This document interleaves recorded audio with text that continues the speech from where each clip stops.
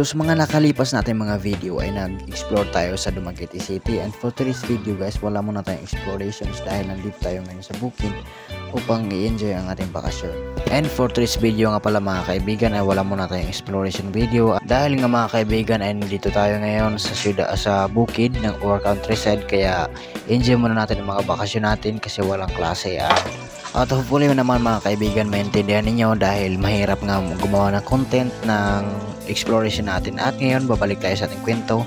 So ngayon mga kaibigan hinugasan ko na pala yung kangkong natin lulutuin, at yan, nilinisan natin yan kasi kailangan malinis yung ating lulutuin. At naghanda na pala ako dyan mga kaibigan ng ating sili at bawang para sa gagamitin natin sa pagluto.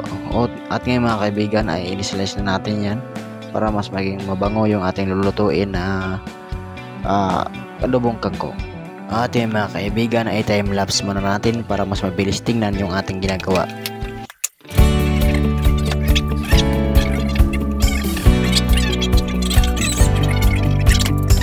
At ngayon mga kaibigan ay sinisimulan na natin lutuin ang ating adobong kangkong.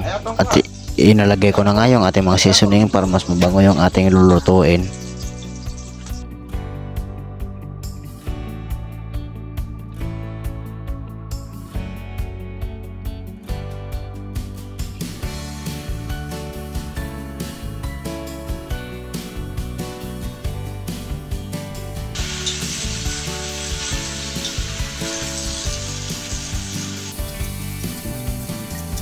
At ngayon mga kaibigan ay nilagyan natin yung kunting patis para mas balance yung lasa ng ating adobong kangkong. At siyempre mga kaibigan, hindi natin kakalimutan maglagay ng magic sarap para mas maganda yung lasa ng ating adobong kangkong.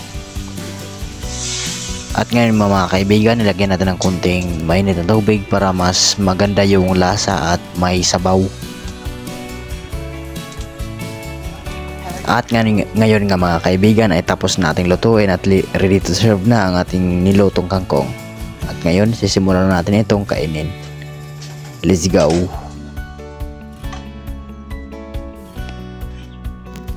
And by the way mga kaibigan, kasama ko pala yung aking mga parents sa episode na ito, at sana nag-enjoy kayo sa video na to, and let's eat together.